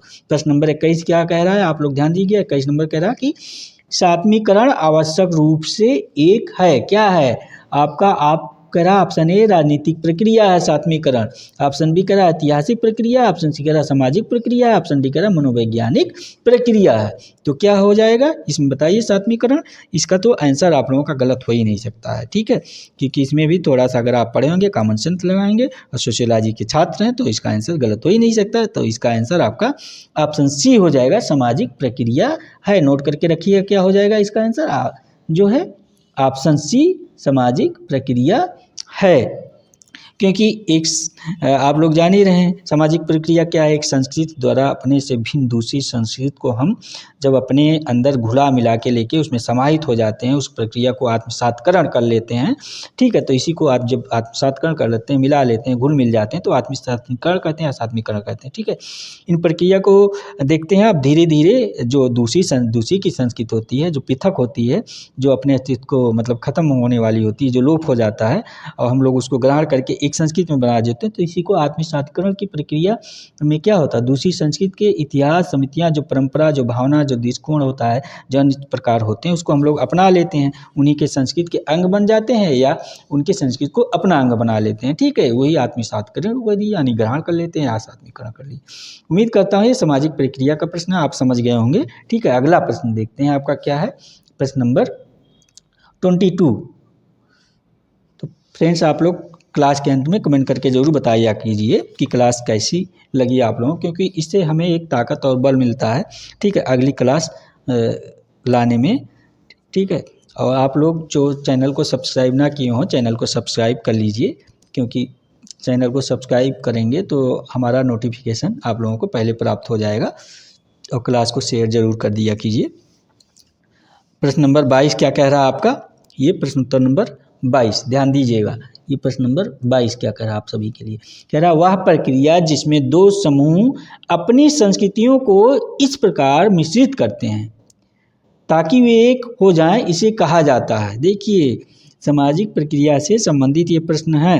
और ये सब जितने प्रश्न मैं बता रहा हूँ सब एग्जाम में पूछे जा चुके प्रश्न हैं और रिपीटेड प्रश्न, ये प्रश्न जरूर आते हैं, पूछे जाते हैं। ठीक है, कह रहा प्रश्न 22, वह प्रक्रिया जिसमें दो समूह अपनी संस्कृतियों को इस प्रकार मिश्रित करते हैं, यानी मिला लेते हैं, मिश्र मतलब जान ही रहे हैं, ताकि वे एक हो जाएं, इसे कहा जाता है। आपका ऑप्शन है पर संस्कृत ग्रहण, ऑप्शन बी एकीकरण, ऑप्शन सी आत्मसातकरण, ऑप्शन डी सहयोग। तो इसका आंसर क्या हो जाएगा प्रश्न नंबर 22 का, आप लोग बताइए। देखिए कुछ मित्रों का आंसर फटाफट आ गया, ऑप्शन सी आत्मसातकरण जो है, यानी कि पिछला प्रश्न जो आपका था उसी का घुमा फिरा के उसी तरह है। ठीक है, तो इस ऐसे प्रश्नों का ये देखिए आपका गवर्नमेंट डिग्री कॉलेज यानी कि जीआईसी में, यूपी गवर्नमेंट डिग्री कॉलेज में ये प्रश्न पूछा जा चुका है। ठीक है, और जो पिछला प्रश्न था आपका वो भी आपका किसी में पूछा जा चुका था, वो यानी पूछे हुए प्रश्न ये हैं सब। ठीक है, तो इसका आंसर आप लोग आत्मसातकरण जान ही गए। ये पिछला प्रश्न भी मैं बता दूं, ये 21 नंबर किस में पूछा जा चुका है, ये साधनीकरण आवश्यक रूप है ना, ये भी जो है गवर्नमेंट डिग्री कॉलेज में 2008 के एग्जाम में पूछा जा चुका है। ये 22 तो आपको बता ही दिया। आइए 23 नंबर देखते हैं प्रश्न क्या कह रहा है। ये सभी प्रश्न इंपॉर्टेंट है, आप लोग ध्यान दीजिएगा, इसलिए क्योंकि परीक्षा आप लोगों का निकट है। और प्रैक्टिस सेट सॉल्व करते रहिए, पढ़ाई के साथ अधिक से अधिक प्रैक्टिस सेट सॉल्व करिए। क्लास एक बार ना समझ में आए बार बार देखिए, तो इससे क्या है ना आपकी तैयारी अच्छी होती रहेगी। और एग्जाम हाल में जाएंगे, आपका जो बुकलेट मिलेगा खोलेंगे, अगर प्रैक्टिस सेट लगाए हैं तो प्रश्न उत्तर समय के अंदर सॉल्व करने में बहुत आसानी होती है। ठीक है, आपका समय प्रबंधन अच्छा हो जाता है, उसमें से ऐसा नहीं होता अगर आप प्रैक्टिस से सॉल्व करते हैं तो समय का, जो लोगों को बाद में नहीं कहते कि अरे समय कम पड़ गया और हमको तो समय ज़्यादा पड़ गया पहले करके बैठ गए, नहीं, तो दोनों गलत बात है। पहले करके बैठ जाना और समय ज़्यादा हो जाना दोनों गलत है, क्योंकि आप टाइम को मैनेजमेंट नहीं किए, तो उसमें प्रश्न जो है आपका जो समय कम पड़ जाने छूटने की ज़रूरत रहती है, हड़बड़ी में ज़्यादा गलत करके चले आएंगे और पहले कर देंगे तो भी हड़बड़ी में किए रहेंगे, सीधी सी बात है, जल्दी जल्दी में गलत कर दिए रहेंगे, बाद में देखेंगे कहेंगे अरे यार की होते तो सही हो गया होता। तो ऐसी नौबत ना आए आप सभी के पास। ठीक है, तो प्रश्न जो है आइए देखते हैं 23 नंबर प्रश्न क्या कह रहा है आपका। ये कह रहा है निम्नलिखित में से किसने यह कहा है कि बेहतर समूह एकता संघर्षों के माध्यम से गलतफहमी दूर होने से होती है। ध्यान दीजिएगा, ये सब कॉमन सेंस थोड़ा सा लगाएंगे, प्रश्न सही हो जाएगा, आंसर इसका गलत नहीं होगा। प्रश्न नंबर 23 क्या कह रहा है, आप लोग ध्यान दीजिए कि निम्नलिखित में से किसने यह कहा कि बेहतर समूह एकता संघर्षों के माध्यम से गलतफहमी दूर होने से होती है। आपका option A Sumner, option B Dahrendorf महोदय, ऑप्शन सी वेबर महोदय, ऑप्शन डी सिमेल महोदय है। यानी कि जॉर्ज समनर और डेरेनडार्फ, राल्फ डेरेनडार्फ हो गए ये, यानी कि वेबर, यानी कि ऑप्शन सी जो है वेबर है, मैक्स वेबर हो गए। Option D Simmel, George Simmel महोदय हो गए। तो इसका आंसर क्या हो जाएगा, आप लोग फटाफट इसका आंसर बताइएगा। तो ऑप्शन डी इसका सही आंसर हो जाएगा, ये जॉर्ज सिमेल महोदय हो जाएंगे। इसमें शार्ट में देखिए एग्जाम में ऐसे लिख के देता है, आप लोग देखेंगे पूरा नाम जल्दी नहीं लिख के देता है, शार्ट में लिख के देता है। ये प्रश्न एग्जाम में यूपी पीजीटी के एग्जाम में प्रश्न नंबर 23 है, यूपी पीजीटी 2000 सन 2000 में पूछा जा चुका है। ठीक है, ये प्रश्न आप लोग ध्यान दीजिए। जो जॉर्ज सिमेल ने सामाजिक संघर्ष को अध्ययन कर इसके प्रकारों का भी उल्लेख कर रखा है इन्होंने, और उसी के अनुसार संघर्ष को दो विपरीत स्थितियों के समाधान में सहयोगी होती है, इन्होंने बताया आपके जॉर्ज सिमेल। वो कहते हैं यह एक प्रकार को एकता लाने का तरीका है, और संघर्ष जो दल होते हैं जो समाप्त के लिए एक लाता है, वो संघर्ष विरोधाभासों से सौम्य तनाव को कम करते हैं। ठीक है, ये प्रश्न यही कह रहा है आपका। आइए अगला प्रश्न देखते हैं क्या कह रहा है आपका। प्रश्न नंबर ये 24, ये 24 जो प्रश्न आपका कह रहा है कि वैयक्तिक, क्या कह रहा है, वैयक्तिक प्रतिस्पर्धा क्या कहलाती है। प्रश्न नंबर 24 वैयक्तिक प्रतिस्पर्धा कहलाती है, तो क्या कहलाती है ये आप लोग नोट करके रखिएगा। ठीक है, वैयक्तिक स्पर्धा कहलाती है, ये आपका गवर्नमेंट डिग्री कॉलेज 2012 में, यूपी गवर्नमेंट डिग्री कॉलेज के 2012 में ये प्रश्न पूछा जा चुका है। ठीक है, वैयक्तिक प्रतिस्पर्धा क्या कहलाती है, तो आपका ऑप्शन दे रखा है, देखिए ऑप्शन ए अनौपचारिक प्रतिस्पर्धा, ऑप्शन बी लक्ष्य उन्मेषित प्रतिस्पर्धा, ऑप्शन सी अप्रत्यक्ष प्रतिस्पर्धा, ऑप्शन डी संघर्ष। तो इसका आंसर तो कॉमन सा है, व्यक्तिगत प्रतिस्पर्धा संघर्ष ही कहलाएगा जो है। ठीक है, क्योंकि ऑप्शन डी इसका आंसर देखिए निकल आया, आप लोग ध्यान दीजिए, ऑप्शन डी इसका आंसर हो जाएगा। ये बाकी तो तीनों अनौपचारिक और लक्ष्य और अप्रत्यक्ष प्रतिस्पर्धा तो होगा ही नहीं, ठीक है, क्योंकि वैयक्तिक प्रतिस्पर्धा में हिंसा नहीं होती है। कहाँ वैयक्तिक प्रतिस्पर्धा में हिंसा का सवाल ही नहीं होता, क्योंकि आपके जो ये थिंकर हैं मैक्स वेबर महोदय, इन्होंने वैयक्तिक प्रतिस्पर्धा को शांतिपूर्ण संघर्ष कहा है। आप लोग नोट कर लिएगा कि वैयक्तिक प्रतिस्पर्धा को शांतिपूर्ण संघर्ष किसने कहा है, ये प्रश्न बन रहा तो आपके मैक्स वेबर महोदय हो गए, जिसमें शांतिपूर्ण प्रयत्नों द्वारा ऐसे अवसरों तथा लाभों पर नियंत्रण प्राप्त किया जाए दूसरे से वंचित होता है, ठीक है। ये मैक्स वेबर महोदय थे, आप लोग नोट करके रखिएगा। अगला प्रश्न देखते हैं आपका क्या हो जाएगा। प्रश्न नंबर 25 क्या कह रहा है, ध्यान दीजिएगा। 25 प्रश्न कह रहा है कि निम्नलिखित में से किसने व्यवस्थापन को विरोधी सहयोग कहा है। प्रश्न नंबर ये 25 आपका कह रहा है कि निम्नलिखित में से किसने व्यवस्थापन को विरोधी सहयोग कहा है। क्या कहा है, विरोधी सहयोग कहा है। तो ऑप्शन ए बोगार्ट्स महोदय, ऑप्शन बी समनर महोदय, ऑप्शन सी डेविस महोदय, ऑप्शन डी गिलिन महोदय, ठीक है।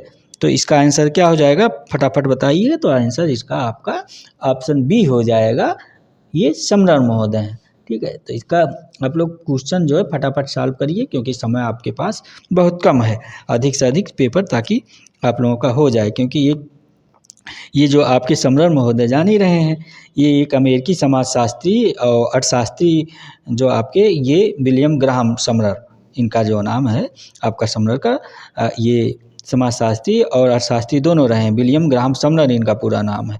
ये जनरीतियों के बारे में प्रमुखता से बता रखा। जनरीतियाँ यानी कि फोकवेज जिसको कहते हैं, इसके अध्ययन से जुड़े रहे हैं। और ये जो आपके ये समनर महोदय हैं आपके, ये येल विश्वविद्यालय समाजशास्त्र विभाग की स्थापना इन्होंने ही कर रखा था। येल विश्वविद्यालय में समाजशास्त्र विभाग की स्थापना का श्रेय जो किसको जाता है, समनर महोदय को ही जाता है। आप लोग नोट करके रखिएगा, ठीक है। ये अमेरिकी समाजशास्त्री हैं तो आप जान ही रहे हैं। और ऐसा कहा जाता है कि समनर ने ही प्रथम व्यक्ति हैं, समनर, जिन्होंने अमेरिका में समाजशास्त्र की अध्ययन की शुरुआत की थी। इसके पहले नहीं अध्ययन होता था समाजशास्त्र का। और इसका व्यवस्थापन विरोधी सहयोग के बारे में इन्होंने बता रखा है, ठीक है। तो ये प्रश्न उम्मीद करता हूँ 25 भी आपके समझ में आ गया है।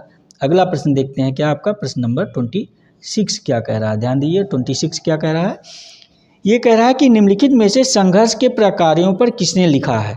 प्रश्न नंबर ये क्या कह रहा है कि निम्नलिखित में से संघर्ष के प्रकारों पर किसने लिखा है, ध्यान दीजिएगा। तो आपका ऑप्शन ए कार्ल मार्क्स, इसका आंसर आप लोगों का गलत नहीं होना चाहिए, पहले बता रहा हूँ, जो है ऑप्शन ए कार्ल मार्क्स हो गए, ऑप्शन बी डेरेनडार्ट महोदय हो गए, ऑप्शन सी जॉर्ज सिमेल हो गए, ऑप्शन डी लुई ये कोजर महोदय हो गए। कि निम्नलिखित में से संघर्ष के प्रकारों पर किसने लिखा है। प्रश्न नंबर 26 का आंसर आपका गलत नहीं होना चाहिए, फटाफट आंसर दीजिए आप लोग। मुझे पता है कुछ लोग कार्ल मार्क्स पे जो है दिमाग दौड़ा रहे हैं, लेकिन कार्ल मार्क्स नहीं होगा, मैं पहले बता दे रहा हूँ। ये प्रश्न आपका जो है गवर्नमेंट डिग्री कॉलेज में 2013 के एग्जाम में पूछा जा चुका है, ठीक है। तो इसका आंसर आपका ऑप्शन डी हो जाएगा, लुई ए कोजर, ठीक है। ये लुई ए कोजर महोदय हो जाएंगे, आप लोग नोट करके रखिएगा, क्योंकि लुई ए कोजर एक प्रकारात्मक संघर्षवादी समाजशास्त्री हैं। आप लोग इसको जान ही रहे हैं, पढ़ ही लिए हैं, सिलेबस में आपके हैं कोजर महोदय, ठीक है। कि ये एक प्रकारात्मक संघर्षवादी समाजशास्त्री हैं। ये संघर्ष को प्रक्रिया के रूप में जो है अध्ययन पर बल लेते हैं और कहते हैं संघर्ष का प्रघटना के रूप में अध्ययन करने पर उसका जो विरोध करते हैं। ये अपनी जो इनकी पुस्तक है उसमें, किस पुस्तक में बताते हैं, ध्यान दीजिएगा, नोट करके रखिएगा, the function of social conflict. क्या पुस्तक का नाम है, जो है इनकी पुस्तक का नाम नोट कर लीजिए आप लोग, पेन और कॉपी लेके बैठे ही होंगे उम्मीद कर रहा हूँ। The function of social conflict, ये लेविस कोजर जो इसी में बताते हैं कि सामाजिक संघर्ष की प्रकारवादी विस्तार पूर्वक जो है व्याख्या कर रखे हैं। और कोजर कहते हैं कि सामाजिक संघर्ष के वास्तविक एवं अवास्तविक भेद करने के साथ साथ वस्तुनिष्ठ और व्यक्तिनिष्ठ आयामों में भी भेद किया जा सकता है। ये लुई कोजर महोदय की अवधारणा थी, ठीक है। आइए देखते हैं अगला प्रश्न आपका क्या कह रहा है, प्रश्न नंबर, नहीं तो समय काफ़ी ज़्यादा हो जाएगा फ्रेंड्स। तो मेरी कोशिश है कि 1 घंटा में अधिक से अधिक प्रश्न आपका कंप्लीट करा दूं। तो प्रश्न नंबर 27 क्या कह रहा है, आइए देखते हैं। ये कह रहा है किसने सहयोग को प्राथमिक, द्वितीयक एवं तृतीयक सहयोग में वर्गीकृत किया है। प्रश्न नंबर 27 आपका कह रहा है ये कि किसने सहयोग को प्राथमिक, द्वितीयक एवं तृतीयक सहयोग में वर्गीकृत किया है। तो आपका ऑप्शन ए कह रहा वोगार्ड्स महोदय, ऑप्शन बी कह रहा मैकाइवर एवं पेज महोदय हो गए, ऑप्शन सी कह रहा AW ग्रीन महोदय हो गए, ऑप्शन डी कह रहा डेविस महोदय हो गए। देखिएगा कौन कौन थिंकर हैं ये, वोगार्ड्स हैं, मैकाइवर हैं, डब्ल्यू ग्रीन हैं, डेविस महोदय हैं, डेविस मतलब किंग्सली डेविस महोदय हो गए। ठीक है, तो ये प्रश्न भी आपका जो गवर्नमेंट डिग्री कॉलेज के 2008 में और 2010 में पूछा जा चुका है। ठीक है, यूपी की गवर्नमेंट डिग्री कॉलेज में 2008-2010 में पूछा जा चुका है, यानी कि असिस्टेंट प्रोफेसर में, GDC माने गवर्नमेंट डिग्री कॉलेज, यानी असिस्टेंट प्रोफेसर की बात ये हो रही है। ठीक है, तो इसका आंसर क्या हो जाएगा, तो इसका आंसर आपका AW ग्रीन महोदय हो जाएंगे। ऑप्शन सी सही आंसर है, ये नोट करके आप लोग रखिएगा। ठीक है, ये ऑप्शन सी। आप लोगों का फरवरी में एग्जाम है ना असिस्टेंट प्रोफेसर का, तो आप लोगों के पास समय बहुत कम लो, आप लोग ध्यान दीजिएगा इस चीज़ को। तो ये आपके जो प्रोफेसर ग्रीन महोदय हैं, ये सहयोग के समय विभिन्न व्यक्तियों के पारस्परिक संबंधों को ध्यान में रखते हुए सहयोग को 3 भागों में इन्होंने बांट रखा है आपके ग्रीन महोदय।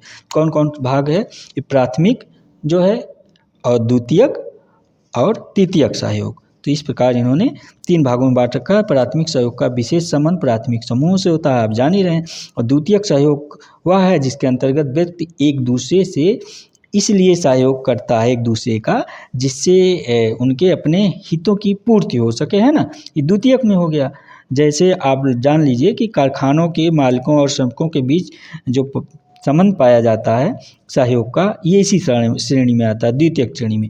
भाई क्यों कारखाने में मजदूर क्यों काम करता है, आप जान ही रहे हैं, बाकी बताने की जरूरत है नहीं आगे, क्योंकि समय कम है, आप लोग समझ गए हैं। अगला देखते हैं क्या कह रहा है, जब सहयोग रूप से अवसरवादी होता है और इसका उद्देश्य कुछ समय के लिए अन्य व्यक्तियों अथवा समूहों से समायोजन करना होता है, तो इसे तृतीयक सहयोग कहा जाता है। ये भी आप समझ गए। अवसरवादी के रूप में जो किया जाता है समायोजन सहयोग, इसको तृतीयक के रूप में कहते हैं। हाँ ठीक है, तो अवसरवादी में क्या है, जैसे आपके विभिन्न राजनीतिक दल हैं, कुछ समय के लिए एक दूसरे का सहयोग करते हैं। राजनीतिक दलों के बारे में बताएं क्या नहीं, आप लोग अच्छे से जान रहे हैं। ठीक है, क्योंकि आप लोग काफ़ी बड़े हो गए हैं, छोटे बच्चे नहीं। ठीक है, आगे देखते हैं अगला प्रश्न क्या है आप लोगों को। प्रश्न नंबर ये 28 क्या कह रहा है, ध्यान दीजिएगा। प्रश्न नंबर आपका 28 क्या कह रहा है, ये प्रश्न ये क्या होगा, अच्छा हो गया, सही हो गया। ठीक है फ्रेंड, 28 देखिएगा, ये प्रत्यक्ष एवं अप्रत्यक्ष सहयोग की अवधारणा किसने दी है, कह रहा है आपका 28 प्रश्न कह रहा है कि प्रत्यक्ष एवं अप्रत्यक्ष सहयोग की अवधारणा किसने दिया है। तो आपका ऑप्शन ए कह रहा श्यामाचरण दुबे महोदय, आपका ऑप्शन बी कह रहा वेबर महोदय, ऑप्शन सी कह रहा मैकाइवर एवं पेज महोदय। वेबर दिया है ना, मैक्स वेबर महोदय, ध्यान दीजिएगा। ऑप्शन डी कह रहा चार्ल्स राइट मिल महोदय हो गए। तो ये प्रश्न आप ध्यान दीजिएगा, आपका प्रत्यक्ष एवं अप्रत्यक्ष सहयोग की अवधारणा, ये प्रश्न नंबर 28 देखिए, इतनी बार परीक्षा में पूछा जा चुका है। प्रश्न नंबर 28 आप नोट करके रखिए, कितनी बार पूछा जा चुका है। देखिए UPPGT 2021 में, UPPGT 2016 में, राजस्थान जो है लेक्चर 2016-2014 में, और यूपी गवर्नमेंट डिग्री कॉलेज में 2013 में पूछा जा चुका है। तो ये मत सोचिए कि ये प्रश्न इधर उधर के नहीं, ये सारे प्रश्न इंपॉर्टेंट है फ्रेंड्स। तो इसका आंसर बताइए आप लोग क्या हो जाएगा, फटाफट जो है सबसे पहले आंसर दीजिए इसका। तो इसका आंसर आप लोग बताइएगा, ऑप्शन सी है, नोट करके रखिए। आप लोगों का आंसर आ भी गया, मैकाइवर एवं पेज हो जाएंगे। ठीक है, क्योंकि मैकाइवर एवं पेज जो हैं, इन्होंने सहयोग को 2 भागों में बांट रखा है। एक प्रत्यक्ष सहयोग जिसको डायरेक्ट कॉर्पोरेशन कहते हैं, जब और जो इसमें कहते हैं जब 2 या 2 से अधिक व्यक्ति अथवा समूह समान उद्देश्य के लिए, मतलब एक समान उद्देश्य के लिए मिलकर समान कार्य करें, तो इसे प्रत्यक्ष सहयोग कहते हैं। जैसे आप देखते हैं चुनाव में जो है किसी प्रत्याशी को विजयी बनाने के लिए कुछ लोग मिलकर प्रचार करते हैं। ठीक है, मतलब एक ही उद्देश्य है, उसको जिताना प्रत्याशी को। तो इसको जो है क्या आपका हो गया, ये सहयोग प्रत्यक्ष सहयोग हो गया, है ना। अप्रत्यक्ष सहयोग क्या होता है, जो इनडायरेक्ट कॉर्पोरेशन होता है, क्या होता है इनडायरेक्ट में, जब किसी समान उद्देश्य की पूर्ति के लिए जो सहयोग करने वाले लोग होते हैं वो असमान व भिन्न भिन्न प्रकार से कार्य करते हैं, यानी अनेकों प्रकार से किसी को। ठीक है, तो इसे अप्रत्यक्ष सहयोग की श्रेणी में रखा जाता है, अप्रत्यक्ष सहयोग कहा जाता है। जैसे आप एग्जाम्पल ले लीजिए, अस्पताल में ले लेते हैं कि अस्पताल में देखिए इतने कर्मचारी होते हैं, सभी कर्मचारियों का अलग अलग सहयोग होता है। हर कर्मचारी, जैसे डॉक्टर अपना काम करता है, नर्स अपना काम करती है, सफाई कर्मी अपना काम करता होगा, और जो और लोग होते हैं लैट्रिन बाथरूम मतलब जो साफ़ करने वाले, स्वीपर अपना काम करता होगा, बेड वगैरह बदलने वाला, यानी अलग अलग अप्रत्यक्ष सहयोग है देखिए, लेकिन सहयोग सब कर रहे हैं। ठीक है, तो उम्मीद करता हूँ ये प्रश्न आप समझ गए होंगे, क्योंकि ये प्रश्न प्रत्यक्ष एवं अप्रत्यक्ष सहयोग की अवधारणा इतनी बार पूछ रखा है, इसलिए मैंने सोचा आपको विस्तार कर दूँ। इस समय क्या भी ध्यान देना रहता है। ये देखिए प्रश्न नंबर 29 क्या कह रहा है, आप लोग देखिए, ध्यान दीजिए। प्रश्न नंबर 29 क्या कह रहा है, ये 29 कह रहा है, कई राजनीतिक दल सत्ताधारी दल का विरोध करते हैं, किंतु राष्ट्र पर बाह्य संकट आने के समय वे सब सत्ताधारी दल को संकट से सामना करने के योग बनाने में जो सहयोग देते हैं उसे क्या कहते हैं। थोड़ा जल्दी जल्दी किया जाएगा, क्योंकि नहीं तो आपका समय ज़्यादा हो जाएगा तो प्रश्न नहीं हो पा जाएगा फ्रेंड्स। ठीक है, तो इसलिए थोड़ा जल्दी अब स्पीड बढ़ा देते हैं। हम सोचते हैं आप सबका प्रश्न उत्तर 1 घंटे के अंदर हो जाए। 29 क्या कह रहा है, आप लोग ध्यान दीजिएगा कि कई राजनीतिक दल सत्ताधारी दल का विरोध करते हैं, किंतु राष्ट्र पर बाह्य संकट आने के समय वे सब सत्ताधारी दल जो है संकट से सामना करने के योग बनाने में सहयोग देते हैं। प्रश्न आप समझ गए होंगे कि सत्ताधारी दल जो होता है, जो एक दूसरे का विरोध करते हैं, लेकिन अगर राष्ट्र पर कोई संकट आता है राष्ट्र पर, तो सब एक मिलकर जो है सहयोग करने लगते हैं, एक साथ हो जाते हैं। ठीक है, एकजुट हो जाते हैं। प्रश्न ये कह रहा है, तो आपका देखते हैं ऑप्शन ए कह रहा वह समान सहयोग कहलाएगा। ठीक है, ऑप्शन बी कह रहा वह तृतीय सहयोग कहलाएगा, ऑप्शन सी कह रहा वह प्रत्यक्ष सहयोग कहलाएगा, ऑप्शन डी कह रहा वह अप्रत्यक्ष सहयोग कहलाएगा। ध्यान दीजिए, वह समान सहयोग कहलाएगा, ऑप्शन बी कह रहा वह तृतीय सहयोग कहलाएगा, ऑप्शन सी कह रहा वह प्रत्यक्ष सहयोग कहलाएगा, ऑप्शन डी कह रहेगा वह अप्रत्यक्ष सहयोग कहलाएगा। तो इसका आंसर क्या हो जाएगा, तो इस प्रकार का सहयोग देखिए ये यूपी पीजीटी 2004 में प्रश्न पूछा जा चुका है, नोट कर लीजिएगा आप लोग। ये ऑप्शन बी इसका सही आंसर हो जाएगा, क्योंकि वह तृतीय सहयोग कहलाएगा। ठीक है, ये आप लोग नोट करके रखिएगा, ऑप्शन बी इसका सही हो जाएगा आंसर, है ना।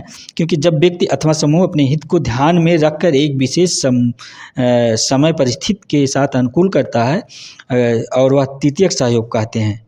ठीक है, क्योंकि व्यवस्थापन इस प्रकार के सहयोग के उदाहरण जैसे समूह या राष्ट्र एक दूसरे के साथ संघर्ष करते करते थक जाते हैं, बदली हुई परिस्थितियों में परस्पर अनुकूलन कर लेते हैं और उसमें पाए जाने वाले सहयोग का तृतीय सहयोग के रूप में जाना जाता है। ठीक है, आइए देखते हैं आपका अगला प्रश्न क्या कह रहा है। प्रश्न नंबर 30 नंबर प्रश्न आपका क्या कह रहा है, ये ध्यान दीजिएगा।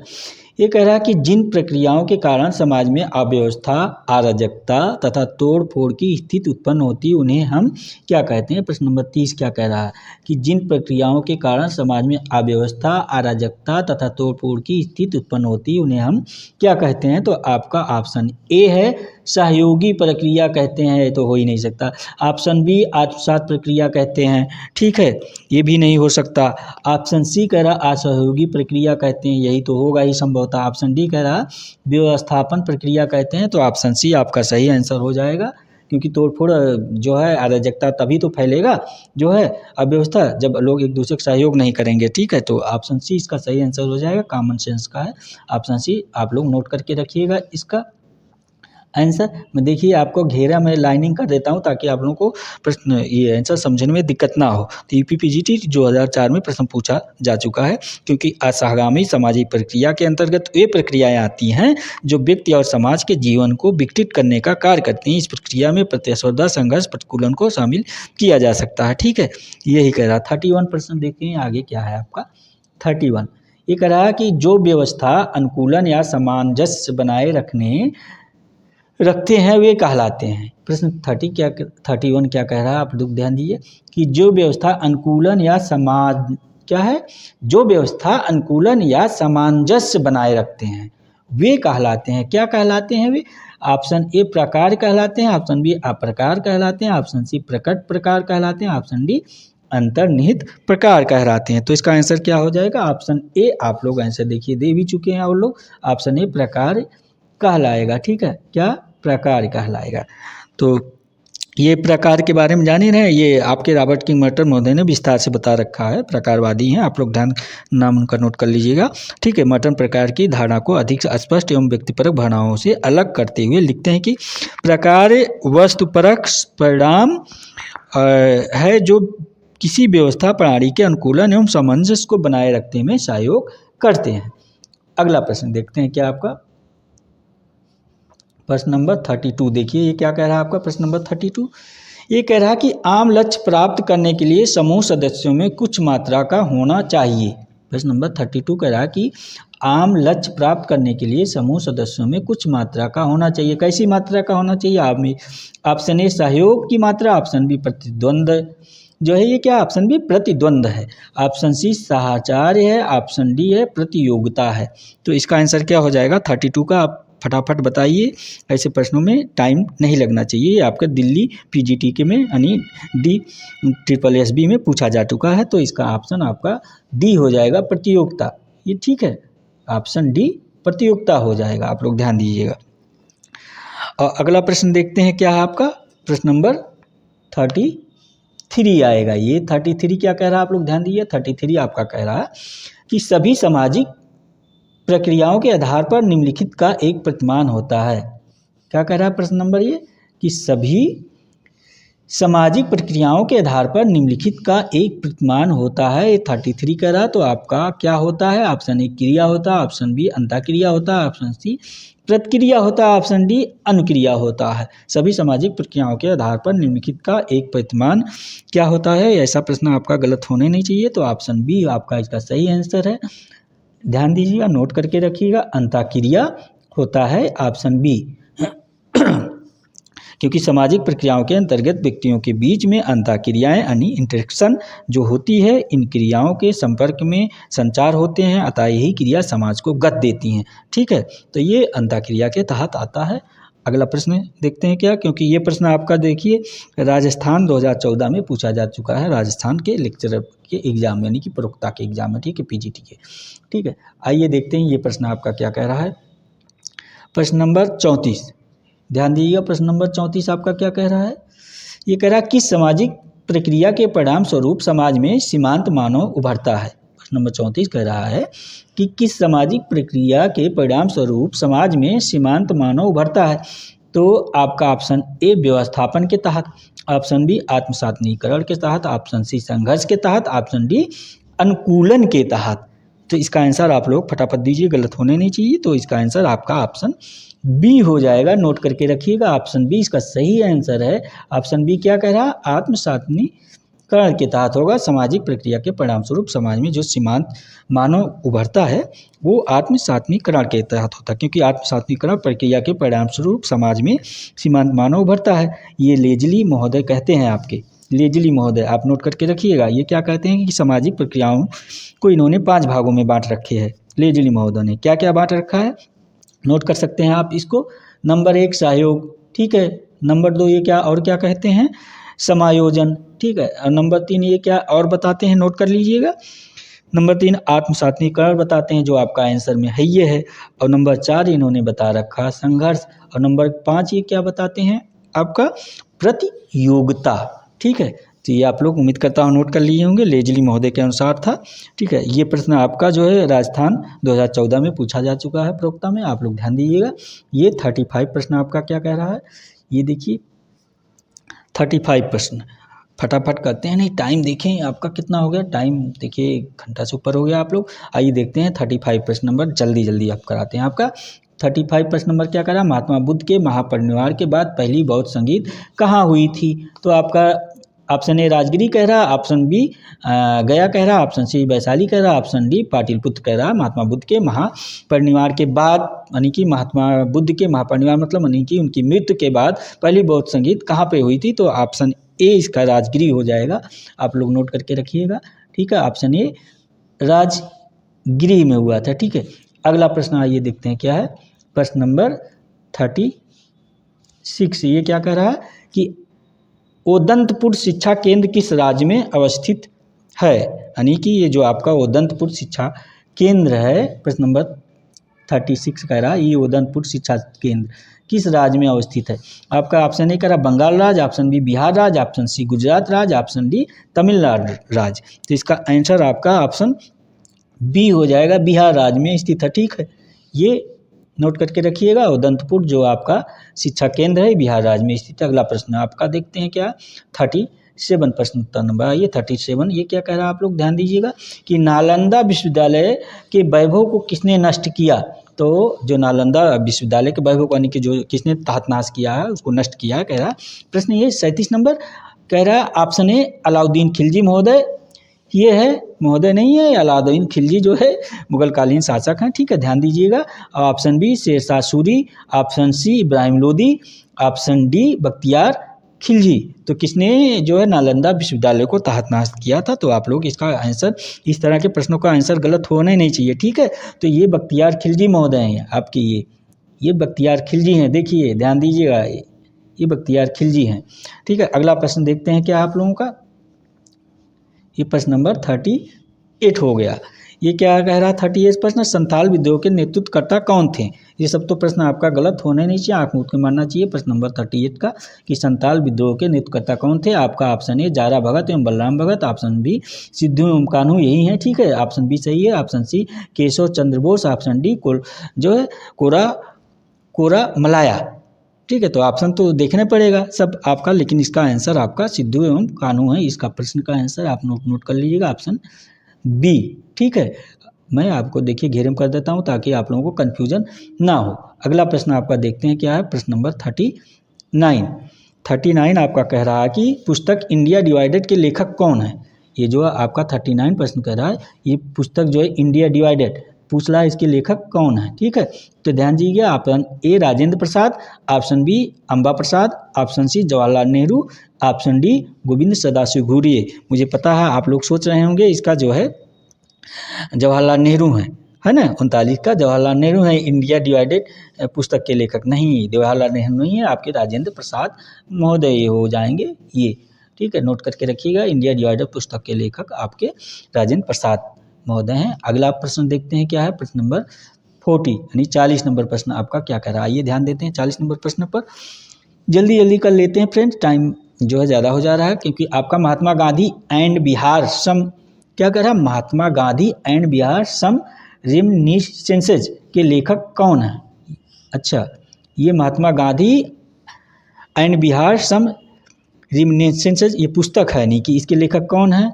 तो ऑप्शन ए कह रहा है राजेंद्र प्रसाद, ऑप्शन बी कह रहा जेपी नारायण, ऑप्शन सी कह रहा कर्पूरी ठाकुर, ऑप्शन डी कह रहा श्यामाचरण दुबे। ठीक है, तो इसका आंसर आपका ऑप्शन बी हो जाएगा, जेपी नारायण है। ठीक है, आप नोट करके रखिएगा, जेपी नारायण है इस पुस्तक के लेखक। पुस्तक क्या है आपका, महात्मा गांधी एंड बिहार सम रिमिनिस्सेंसेज के लेखक जो हैं। ठीक है, आइए देखते हैं अगला प्रश्न आपका क्या है फ्रेंड्स। आज आपका कितने प्रश्न थे ये देखिए, ये आपके 40 प्रश्न थे। ठीक है, ये 40 प्रश्न थे, आपका आज समाप्त हुआ। और ये आपका मेरे चैनल का नाम सोशियोलॉजी बाई पुजारी यार, आप लोग देखिए हैं, जान ही रहे हैं, बताने की जरूरत है नहीं, नोट कर लीजिएगा। आप लोग नोट करना चाहें तो इसको अपने फ्रेंड मित्रों को बता दीजिएगा। ठीक है, और टेलीग्राम ऑफिशियल पुजारी पे यहाँ से आप लोगों को कोई जो है सूचनाएं मिली जाएगी, और शिक्षा से संबंधित आप लोग कमेंट करके प्राप्त करते हैं। ये व्हाट्सअप नंबर है, आप देख लीजिएगा, व्हाट्सअप नंबर है 9452 733 186। यहाँ आप कमेंट करके जानकारी प्राप्त कर सकते हैं शिक्षा से संबंधित किसी भी। तो फ्रेंड्स, आप सभी का ये जो है क्लास कैसी लगी, आप सभी को ये क्लास हमारी कैसी लगी, आप कमेंट करके ज़रूर बताइए, अपनी प्रतिक्रिया जरूर दीजिए, और क्लास को जो है शेयर कर दीजिए, लाइक कर दीजिए। आप सभी का बहुत बहुत धन्यवाद, थैंक यू।